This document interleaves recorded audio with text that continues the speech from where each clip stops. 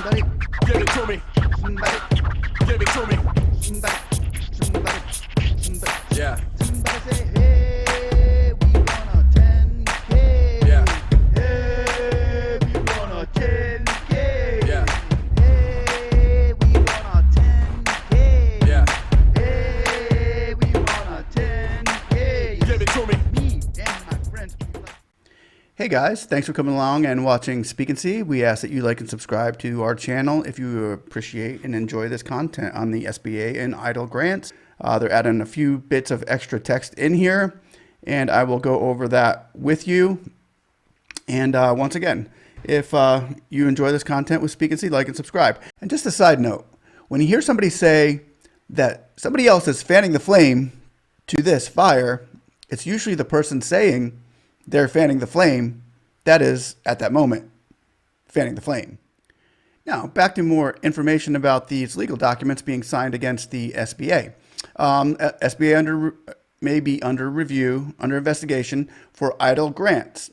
We'll call this part 2 of that. The legal documents that may be getting filed this week to the OCE, the Office of Congressional Ethics, as well as the OSC, the Office of Special Counsel, by a group of middle-class businessmen and women who are saying that the EIDL grant money is being misused / misdirected. They've just added misdirected in there as well. So I guess not just misused, but misdirected. It kind of alleviates the word stolen out of there if that need be the case. So, and even some claim even stolen internally by the SBA and special interest groups. So with the words misdirected, I can see that they're starting to put they're dotting their I's and crossing their T's. So the investigation may be going down at the SBA to bring more of the gray area issues into light. One of the areas this group of businessmen and women are looking to find answers on is not only the SBA is disqualifying those in low-income areas, but other areas as well. Okay, guys, hey, I'm going to call an audible right now in this moment in the video just to give you guys a very in detailed description of exactly what you're going to be listening to throughout the course of this video. So I'm just throwing this in there real quick because it's going to play an integral part to the rest of the video because there's a lot of information here. Here's the matters they're investigating into. There's 8 different things that are here, and I'm just going to name them off real quick so that you know what you're listening to throughout this course, because the first 3 things that I'm listing here were in the first video, and I don't want you all to be left out of the loop if you haven't watched the first one.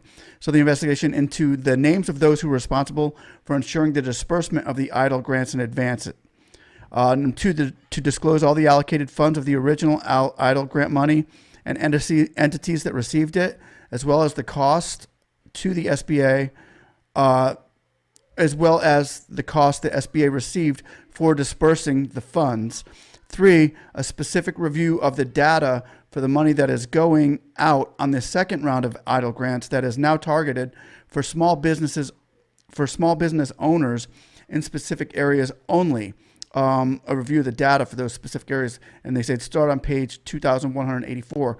4, the names of those who wrote section 331, targeted EIDL advance for small businesses, continuity, adaptation, and resiliency. Specifically, section pertaining to the eligibility of the term covered entity means the eligible entity that 1 applies for the loan under section 7B2 of Small Business Act, blah, blah, blah, during the covered period, including before the date of enactment of this act, is located in a low-income community and has suffered an economic loss greater than 30%, employs more than 300 employees. They're asking for names of those who wrote that clause. Okay, number 5, internal efforts to disqualify applicants rather than to help qualify applicants, specifics on procedures and qualifications.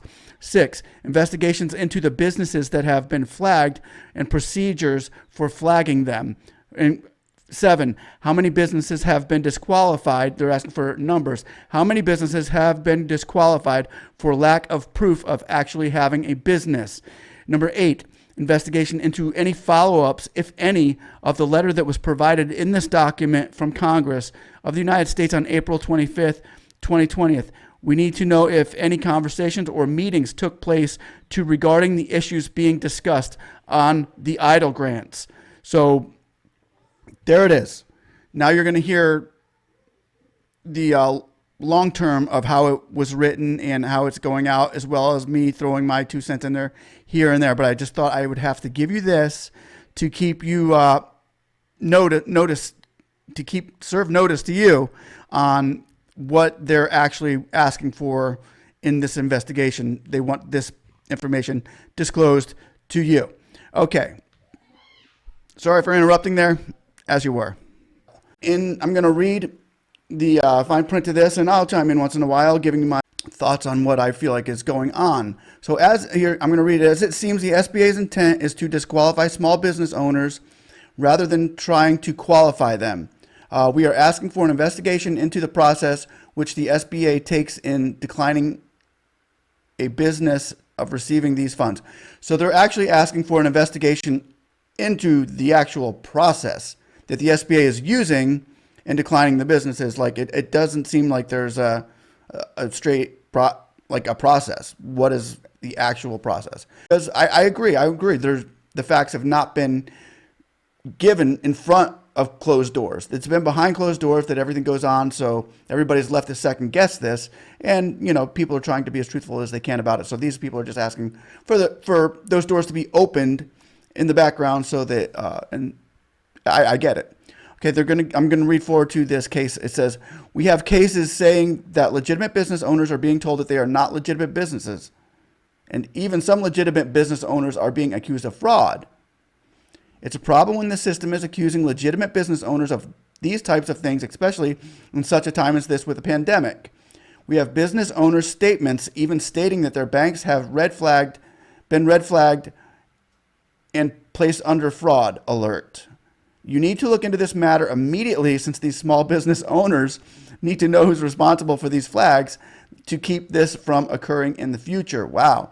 And I've seen that on my channel as well, where people have said, I got red flagged for fraud. What is going on, Speak? And I'm like, I don't know. I didn't hear about that one, but I've heard a couple cases on my channel about those red flags. That was early. That was back in May or June or something like that. I'm going to keep reading. Another area that needs to be investigated there is the area of disqualifying small business owners with a low credit scores and not enough proof of business credentials. So they're looking into why are people being disqualified for low credit scores or not, and some people that do not have enough proof of their business, or the SBA saying you can't prove your business. Wow. Okay, I'm gonna chime in here. This is the part that I really have to totally agree with these people on, because we've seen it. You watching this right now have probably maybe even gone through this yourself as a person, as a business owner. And it seems like the lawmakers here are so detached from the reality of what a small business in 2020 is. How far off the mark can they be of how small businesses operate? Falling on hard times, bad credit scores. Dude, I know millionaires that have people who have millions of dollars who have a very low credit score. So you can't do that for the grant. And even the lower income people, even worse credit scores because they don't make as much money. So falling on hard times cannot be a reason for them to disqualify you or consider you ineligible for a grant. Really?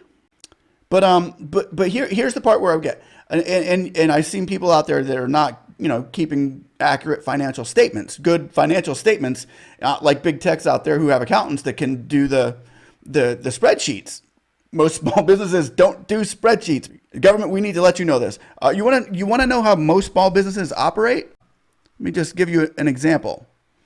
Here's March. Let me see. That's February. Oh, there's my February. Somewhere back there. And if I look on my bank account, you're probably going to find some dog food and some diapers in between a few of those things that I bought for my business expenses. So when you ask for my bank report for 2019, you're probably going to get also my grocery list for my personal banking statement, because in case the lawmakers don't understand that, now you know.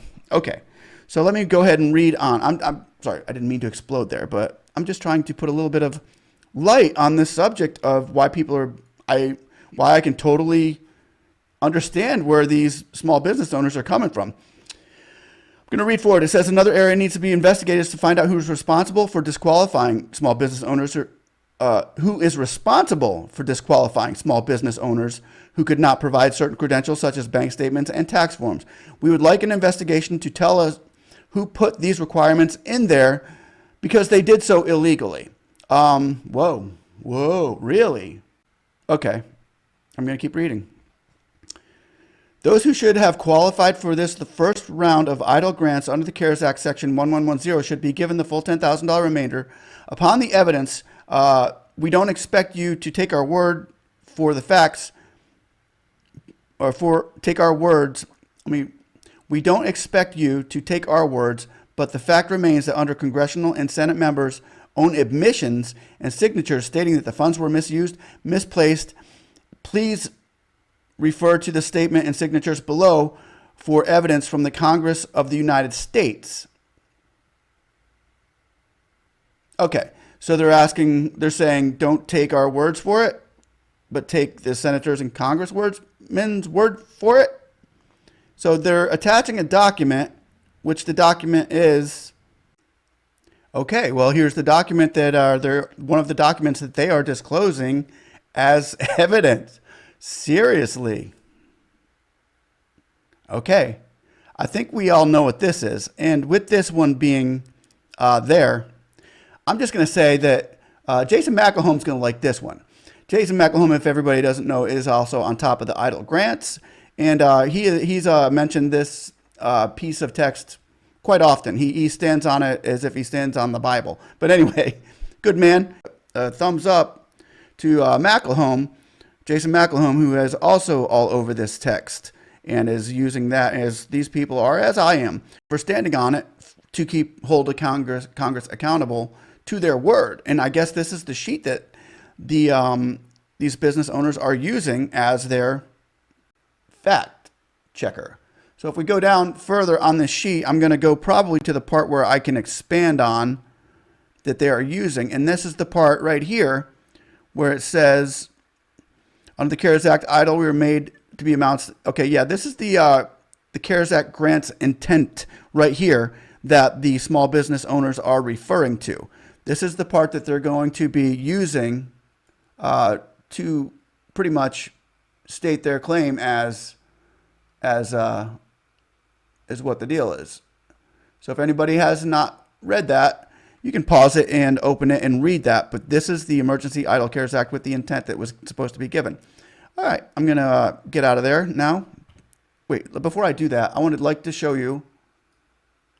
And after you read that, you can see that the people who signed it here, Pelosi, Schumer, Velasquez, Cardin, Waters, and Sherrod Brown also signed it. So he's saying that if you're not they're saying that if you're not taking our word for it, well, here, take their word for it, because they're the ones saying it, not us.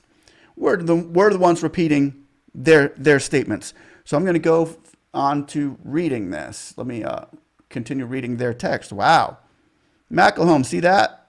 Woo-hoo. Oh, and also there's one in August that they should include. There's one in August with even more signatures on it to say the exact same thing, not to mention Jackie Rosin and all those that signed 4227. They said it too. So let me go on to reading this, ladies and gentlemen, of the jury. Okay, we don't expect you to take our words for. Oh, wait, let me go ahead. I'm going to back up a little bit so we catch our place. Another area that needs to be investigated to find out who is responsible for disqualifying small business owners who could not provide certain credentials such as bank statements and tax forms. We would like an investigation to tell us who put these requirements in there because they did so illegally. Those who should have qualified for this in the first round of EIDL grants under the CARES Act Section 1110 should be given the full $10,000 remainder upon this evidence. We don't expect you to take our words for it, but the fact remains under congressional and Senate members' own admissions and signatures below for evidence from the Congress of the United States. It is stated and signed by Maxine Waters, which should be all the evidence you need. But in order to give you more credibility, it was also stated and signed by Ben Cardin. That should be all the evidence you need. However, let us go further because this statement was also signed and stated and issued by the SBA to the SBA by Nydia Velasquez and Sherrod Brown. And also, we don't want to leave out the other two members who stated and signed this exact form. It was Nancy Pelosi and Charles Schumer. We have provided you with testimonies from small business owners, as well as testimonies from the Speaker of the House, the Democratic Leader of the Senate, the Chairwoman of the House of Committee of Small Businesses, the Chairwoman of the House of Committee of Financial Services, the Ranking Member Senate Committee on Banking, Housing, and Urban Affairs, the Democratic Leader of the United States Senate, and the Speaker of the House of Representatives. It would be a crying shame that the titles and names that I have just gave you would carry more weight than the testimonies of the small business owners in America. Whoa. Respectfully submitted. Wow. Okay. That is another addition to the text going into this investigation, this application for investigation to the OCE and Office of Special Counsel by the middle class business women and men saying that the EIDL grant is being misused. It's not good stuff, but it's what it is. So with this said, I will let you know. I believe that it's looking like it's going to be past Friday that gets filed, if it may be Monday or Tuesday. They're still waiting on these EIDL grants to figure out exactly.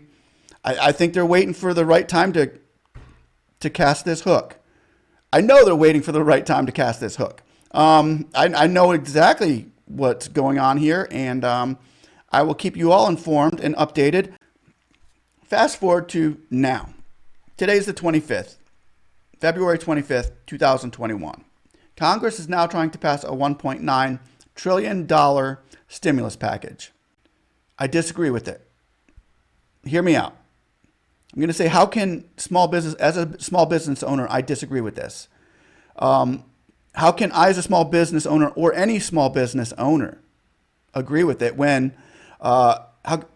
where's our confidence in the government spending when we've already passed a $2 trillion package in March of last year, almost a year ago, and we didn't get what we were supposed to.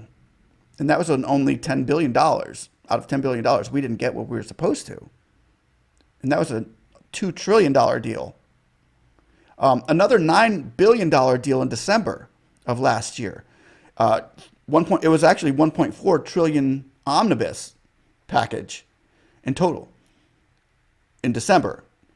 So they passed a $2 trillion bill in March, a $1.4 trillion bill in December. That's $3.4 trillion. And small business owners cannot get their EIDL grant that they were promised in March of 2020 last year. So before we go out and gather another pile of money, our money, these are our taxes. We are going to have to pay this back, people. We do have to pay back. So I'm going to say to Congress, before you go out and gather another $1.9 trillion of our taxes, how about getting those grants to the small business owners and first show them that the money is going out to places that you said it would go without changing the rules in the middle of the game. I hear Congress members are getting flustered and flurried that EIDL channels on social media are calling them out and trying to hold them accountable. And they're saying the EIDL channels don't have their facts straight. Yeah, we do. We are going by your congressional orders, and we are going by what you're telling us.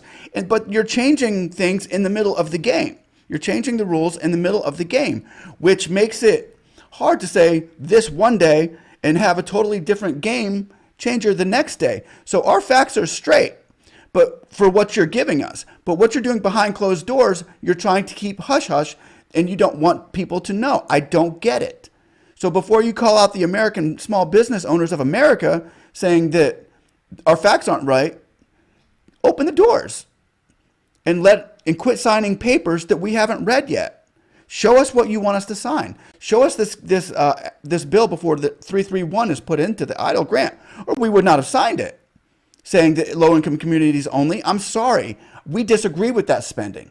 No is the answer to that. We will not take it. So with this being said, I would just like to say, these small business owners that are filing this, I get it.